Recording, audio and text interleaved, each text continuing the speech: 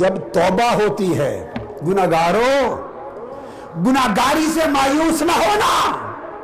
رب کی رحمت اگر تب یہ تھی تو اس کی رحمت اب بھی وہی ہے۔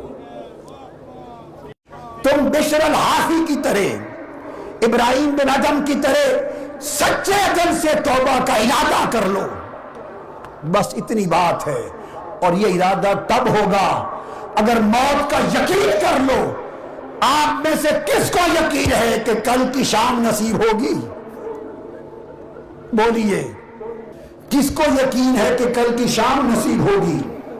کسی کو یقین نہیں۔ جب یہ یقین نہیں، معلوم نہیں صبح موت آ جائے، کل شام کو موت آ جائے، تو سوچئے اس رب جلیل کے سامنے پیش ہونے کی تیاری کیا کی ہے؟ آج کے دن تک تو زندگی غفلت میں گزری۔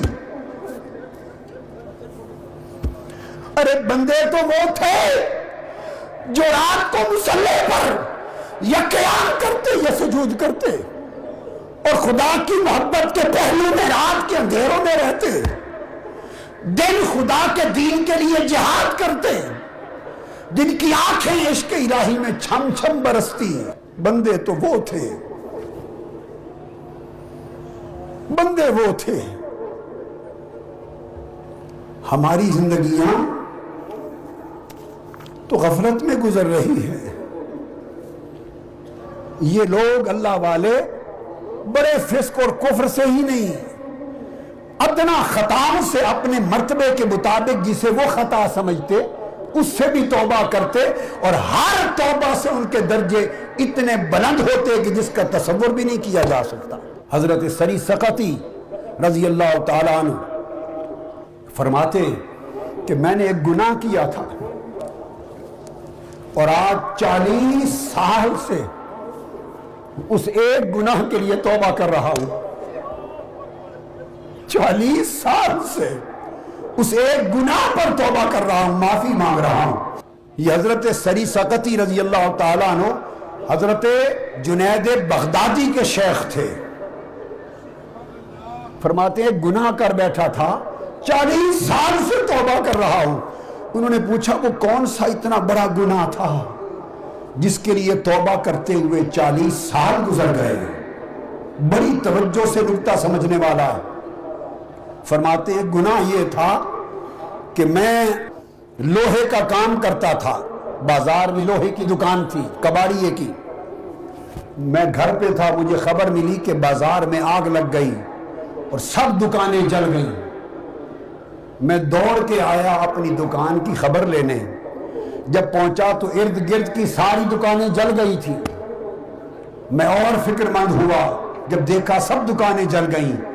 جب آگے پہنچا تو مجھے کسی نے بتایا مبارک ہو سری سقطی، تمہاری دکان بچ گئی۔ اور میری نگاہ پڑ گئی اپنی دکان پر، وہ بچ گئی تھی، ہر ایک کی جل گئی۔ جب میری دکان کو دیکھا کہ بچ گئی تو میں نے اللہ کی بارگاہ میں شکر ادا کرتے ہوئے کہا الحمدللہ مولا تیرا شکر ہے تو نے میری دکان بچا لی۔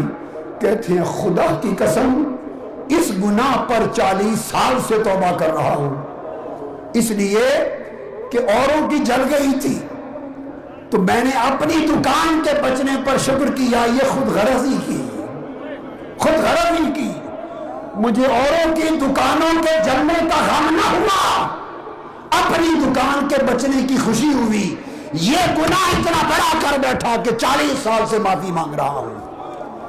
ارے جن لوگوں کی بندگی بیدار ہو جاتی ہے، جن لوگوں کا تعلق اللہ سے قائم ہو جاتا ہے، جن کے دل کی معرفت کی آنکھ کھل جاتی ہے اور جو اللہ کے تعلق کی حقیقتوں کو سمجھنے لگتے ہیں، پھر ان کو پتہ چلتا ہے کہ اللہ کی مخلوق کے تعلقات کے حقوق کیا ہیں، بندوں کے حقوق کیا ہیں۔ تصوف، روحانیت اور ولایت وہ تو ادنا سا اللہ کے کسی بندے کی حق تلفی کی اجازت نہیں دیتا۔ مسلمان تو درکنار کسی کافر کی بھی حق تلفی کی اجازت نہیں دیتا۔